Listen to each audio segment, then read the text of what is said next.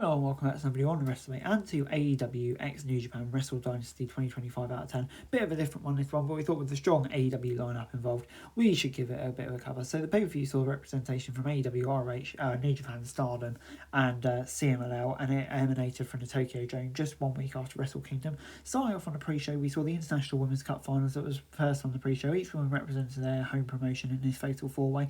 From the moment the bell rang, it was an energetic and competitive contest between Perishvone, Watanabe, Willow Nightingale and Athena.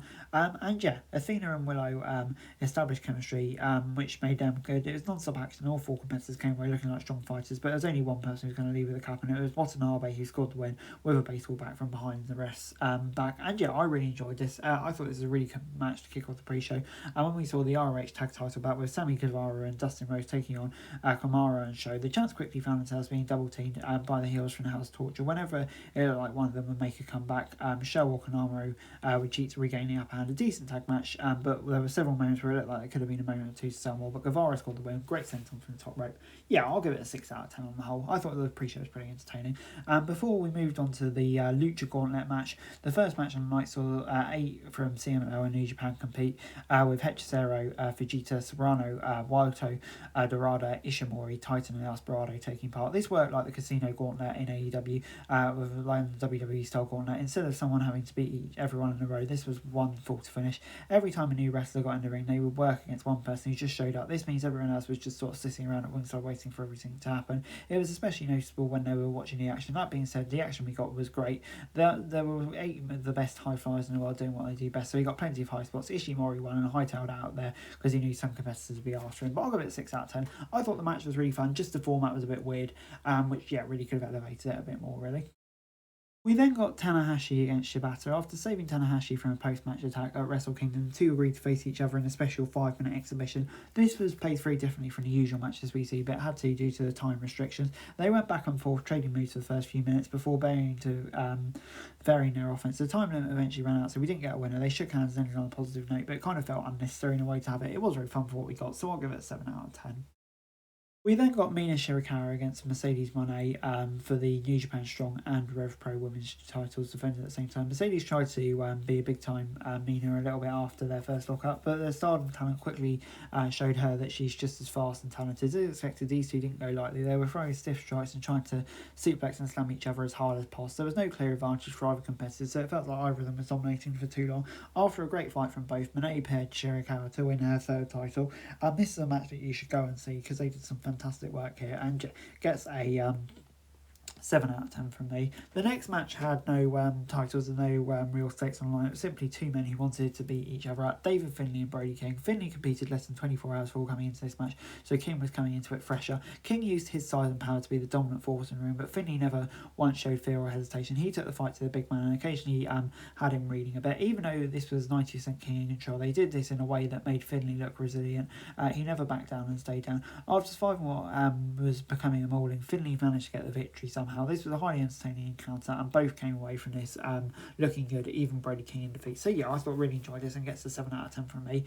And then after challenging John Moxley, Umino was told that the leader of the Death Riders had other obligations, so he was sent Casanoli in his place. The Swiss Superman attacked Umino during his entrance to get an unfair advantage. The first minutes of this bout were nothing but Casanoli whooping Umino like he owed him money. Once he was able to regain his composure, this turned into an even more exchange. He wanted to prove his old mentor that he could take out his right-hand man, so he was using a lot of high-impact moves like a draping DDT on the floor, and in a somewhat surprising outcome, he survived the Ricola bomb and defeated Claudio with Moxley's Death Rider DDT. This is clearly setting up Umino versus Moxley down the line, and they did a good job laying the groundwork. And I think Forbidden Door would be a great time for a match between those, and I thought they set this up really nicely here with a great win for Umino. So 7 out of 10. But moving on then to Takeshita against Ishii, and Takeshita won the Never Openweight Championship at Wrestle Kingdom. In less than 24 hours, he found himself defending both of his titles against Ishii. The Stone Pitbull is usually the most intimidating man in the ring, but Big Take did not show a single sign of being scared. These are two big hitters, so they were throwing bombs left and right, trying to take each other down while also incorporating some suplexes and throws. They beat the hell out of each other to make this one of the most competitive fights of the night. Takeshita has never really come into his own over the past year and was a great illustration of his growth. So he picked up the win, the Minishinoko driver for a hard-fought win, and I thought this was really good. Great match, gets 7 out of 10 for me, and I think just growing kind of the character of Takeshita at the moment. Before we got the Young Bucks returning to the Tokyo Dome to compete for the vacant IWGP titles against United Empire and LIJ. The Bucks sat back and watched as the other two teams started fighting, but once everyone noticed, they went after them on the apron. With all 6 men involved and very little attention being paid to the tags and who was legal, it was kind of non-stop mayhem. Trying to recap all the action would be pointless because there was so much going on in and out. Everyone was fighting everywhere, and it never felt like one team had the upper hand for too long. While a lot of the we saw a lot good, it sometimes felt like there was too much going on. We didn't always get to see what was going on at ringside because the camera was focused on the ring. In another surprising outcome on the show, the Bucks ended up winning to become the new IWGP champs for the second time, which I didn't see coming. But yeah, I'm going to go an 8 out of 10. Really excited to see how they do the New Japan tie-up, and yeah, pleased to see them back with the champs belts around their waist. Before we got Yota Tsuji versus Jack Perry. Perry showed up in the scapegoat gear for the global heavyweight title match. Tsuji won the belt from Finley at Wrestle Kingdom, so he was another champion in action less than twice in a day. Perry seems to take advantage, and that was able to get the upper hand early. It's surprisingly one-sided for the first several minutes. Once Tsuji started to gain momentum, he and Perry began trading blows in the middle of the ring. A few minutes later, he cut Perry in half with a nasty spear to get the pin and the win. A solid match, but will likely be overlooked due to the bouts that kind of came after it. So yeah, I'm going to give it a 6 out of 10.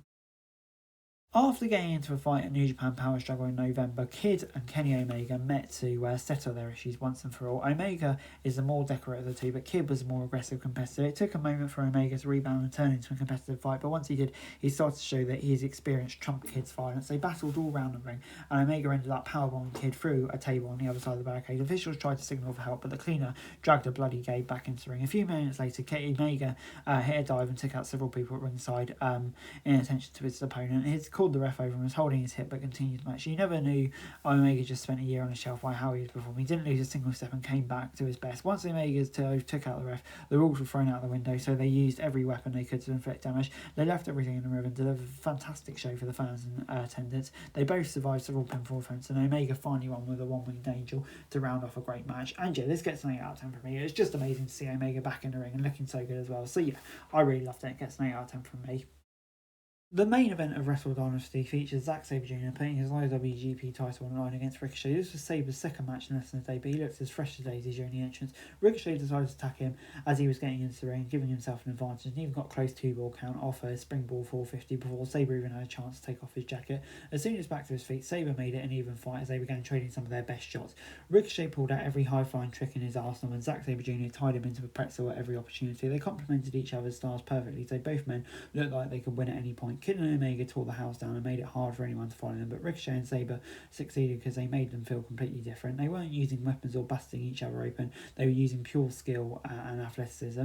Zack Sabre Jr. retained his title, but we saw lots of good things in the show, but they easily stole the show. A brilliant match to conclude it, and I'm going to give it an 8 out of 10. And overall, Wrestle Dynasty gets 7 out of 10 from me.